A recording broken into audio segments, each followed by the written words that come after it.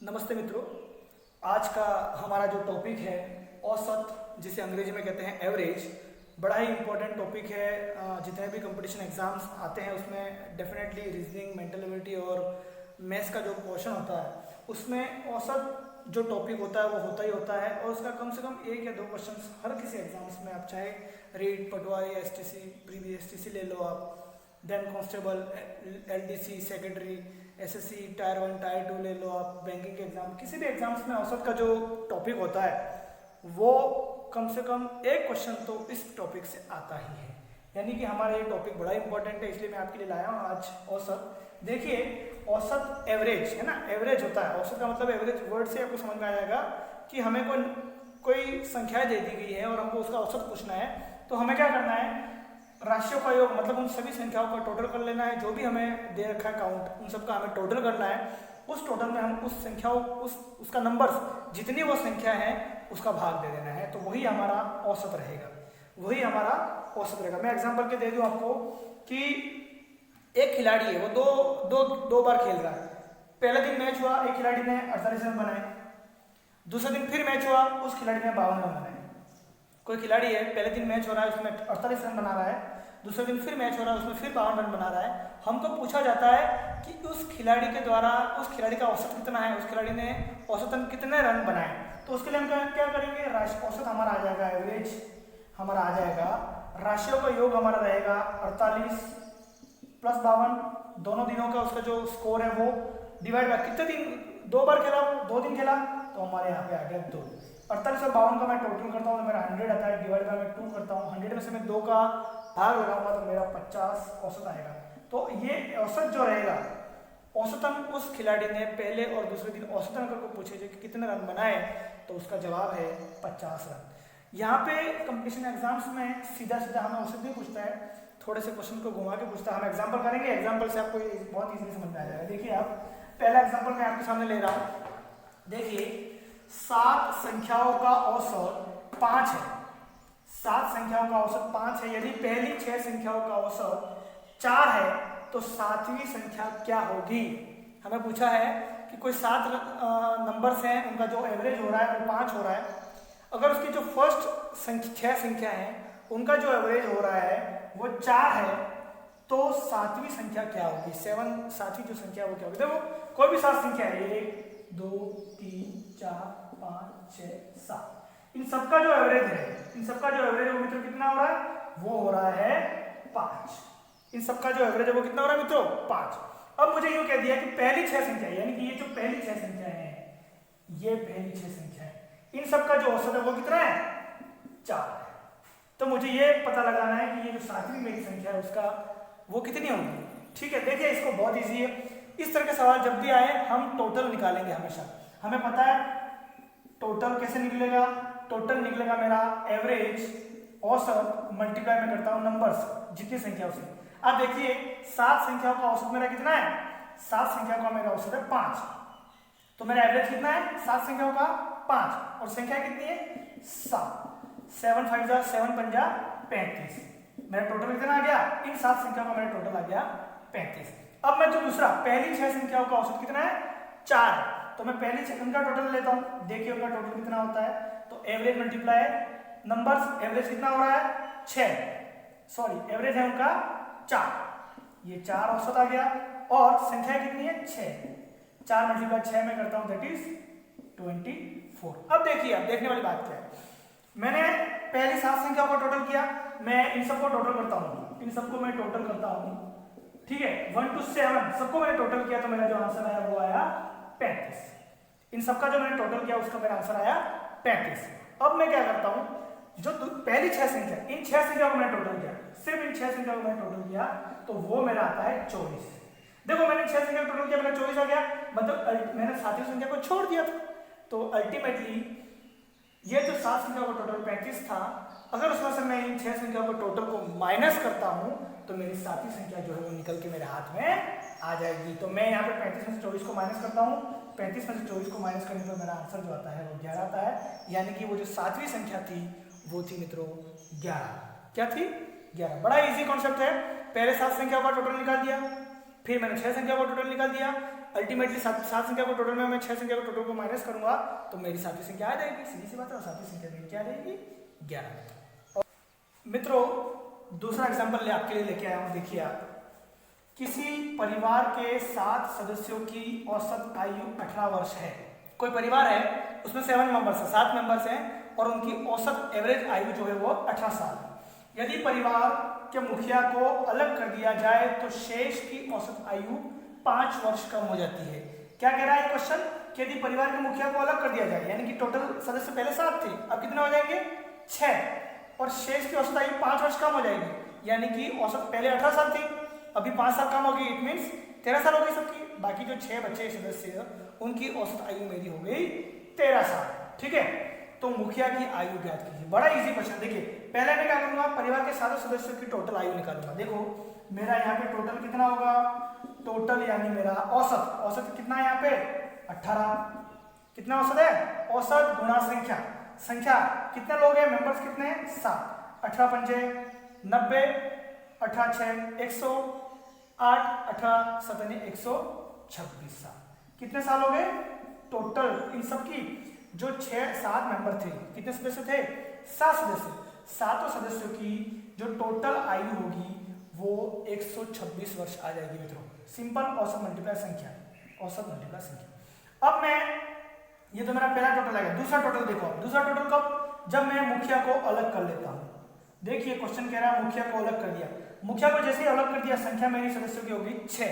ठीक है, और औसत 5 वर्ष कम हो जाता है। मुखिया को अलग कर देने पर औसत जो है वो कितने साल कम हो जाता है? 5 वर्ष कम हो जाता है। तो पहले 18 साल था औसत, अब कितना हो गया? 5 साल कम कर दिया, मतलब 13 साल हो गया। कितना हो गया मित्रों? 13। 13 5 65, 13 6 78, 13 6 78 वर्ष। अब इन 6 लोगों का जो औसत था वो 78 साल हो गया। अब देखिए, अब देखने वाली बात क्या है, जो 7 सदस्य थे उनका जो टोटल था वो कितना था? 126 वर्ष। 6 साल का जो 6 जो सदस्य बचे उनका जो टोटल है 78 वर्ष हो गया। पहले जो 7 था उनका 126, 6 जो थे उनके 78। हटाया किसको? अलग किसको किया? अलग किया मुखिया को। यानी कि कहीं 126 से 78 हो गया जो टोटल, वो कम क्यों हुआ? क्योंकि मुखिया जो था वो हट गया। मतलब ये जो कम हो रही है, जो 126 से 78 जो कम हो गया मामला, वो क्यों हुआ? क्योंकि यहाँ पे मुखिया हट गया। तो कहीं ना कहीं 126 में से जो 78 पहुंचा, जो माइनस है, जो कम पड़ रहा है, वो किसकी आयु है? वो मुखिया की आयु। तो मुखिया की आयु हम ज्ञात करने के लिए हम क्या करेंगे? 126 में 78 को माइनस करते हैं। यहाँ पे 16 में से 8 गए तो 8 हो गए, यहाँ पे ये 8 हो गए, 12 में से 8 गए तो 48। यानी कि मुखिया की जो आयु थी, मुखिया जी जो थे उनकी आयु है 48 साल, 48 ईयर। बहुत ही सीधा। हमने क्या किया, पहले 7 सदस्यों का टोटल कर लिया, हमारा 126 आ गया। फिर 6 सदस्यों का टोटल किया, 78 आ गया। जो हट गया था वो मुखिया था, तो मुखिया हटने से 126 आंकड़ा सीधा 78 पे आ गया। तो जो कम हो रहा है कहीं ना कहीं वही हमारा मुखिया की आयु है। मुखिया की आयु मेरी आ गई 48 साल। मित्रों एक एग्जाम्पल और है आपके लिए। देखिए एग्जाम्पल नंबर 3 इसमें हम कर रहे हैं। यदि ए बी सी डी की औसत आयु 50 वर्ष है, कोई 4 मित्र हैं ए बी सी डी, उन सबकी चारों की औसत आयु 50 साल है। ठीक है, यदि ई को इनमें जोड़ लिया जाए, 4 जने हैं, इसमें ई को और अपना और जोड़ रहे हैं, तो इनकी पांचों की औसत आयु जो है वो 49 वर्ष हो जाती है। तो ई की आयु क्या होगी? क्वेश्चन क्या कह रहा है मित्रों? 4 मित्र हैं, उनकी औसत आयु 50 साल है। अगर इसमें ई को जोड़ लिया जाए तो उनकी औसत आयु जो हो जाती है वो 50 हो जाती है। तो हमें ई की आयु, जिसको हमने 5 बार जोड़ा, उसकी क्या होगी? देखिए बहुत ईजी है। हम पहले एबीसीडी चारों की, एबीसीडी चारों की अपन जो आयु है उसका टोटल निकाल लें। उसका टोटल निकालने के लिए हमको करना पड़ेगा औसत में गुणा करना पड़ेगा संख्या का। औसत है चारों का 50, और कितने हैं वो?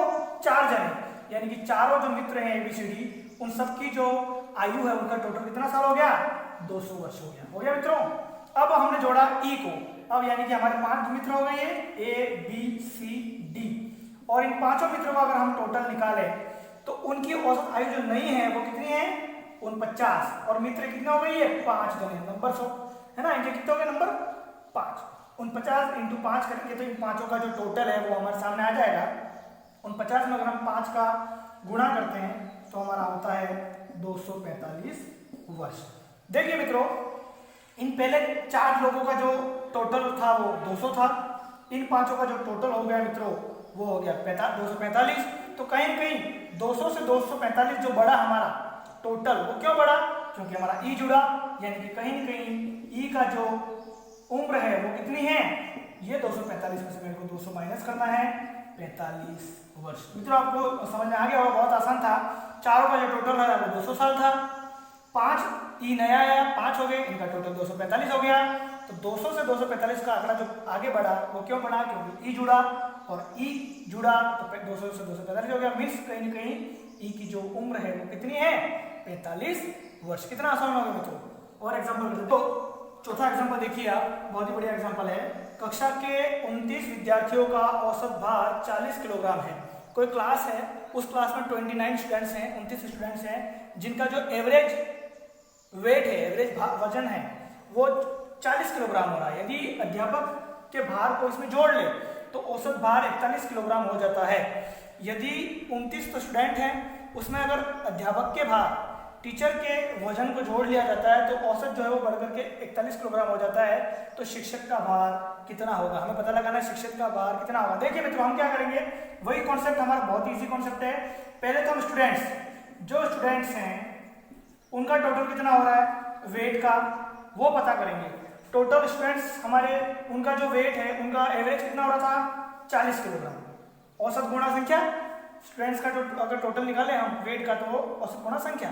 तो यहाँ पे स्टूडेंट का जो टोटल है वेट का वो मैं निकाल रहा हूँ। यहाँ पे उनका औसत 40 था एवरेज, और जो स्टूडेंट की जो संख्या थी वो थी 29, यानी कि 40 में मैं 29 का मल्टीप्लिकेशन करूंगा तो मेरा आंसर आएगा 1170 किलोग्राम।